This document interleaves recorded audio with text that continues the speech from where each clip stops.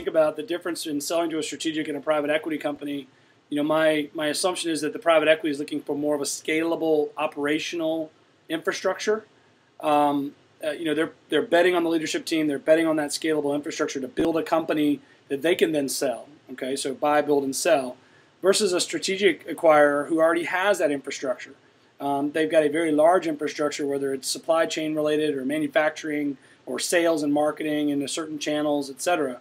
So my question to you is, as a CEO of a fast-growing company, how important is the infrastructure that I'm trying to build to the strategic acquirer?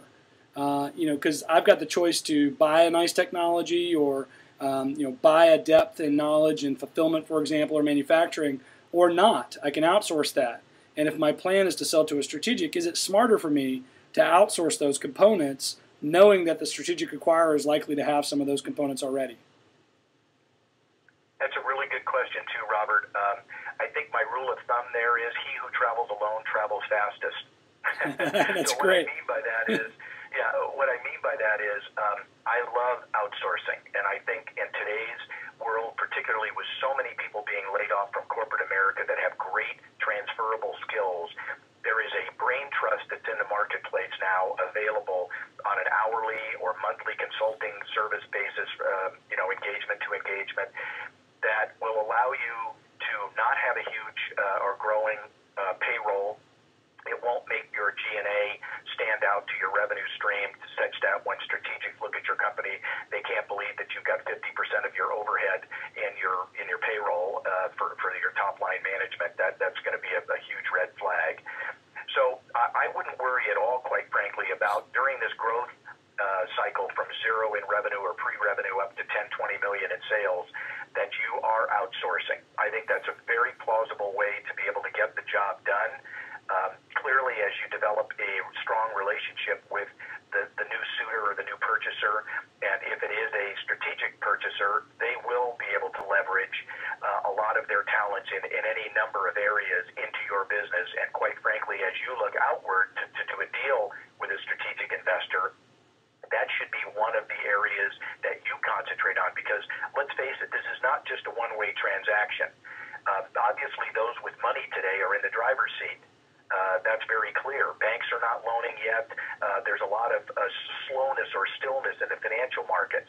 And yet the private equity firms, not to mention venture capital, which I don't really work much with because they're much larger transactors, the private equity space is sitting on hundreds of millions of dollars of investable capital. But they're very tough on those investments, and they're not going to, just because there's so many companies looking for money, they can be picky and choosy. So it's going to be up to you to be able to seek out and try to find a strategic partner. And what I mean, and I should probably maybe define this a little bit better for our listeners. There are transactions that are happening today that include both strategic players and financial players, such that let's say a private equity firm may say, you know what, I'm very willing to put 2/3 of the investment into this transaction, but I want a strategic partner to come in as a third partner in this deal. And that basically is a risk-lowering kind of a transaction to the private equity player who's saying, look, I believe in what you're doing, but I don't have a lot of expertise perhaps in your space. So if I could bring somebody to the table that does have that expertise, I'm now lowering my risk, and I'm also bringing in a potential purchaser down the road if this strategic is coming in at a 25 or 30% of the investment or early on, and now they're helping to build this transaction to the next level, or this business to the next level. They now have laid a very nice groundwork for the exit of the private equity player and the full investment potential from an acquisition perspective of the strategic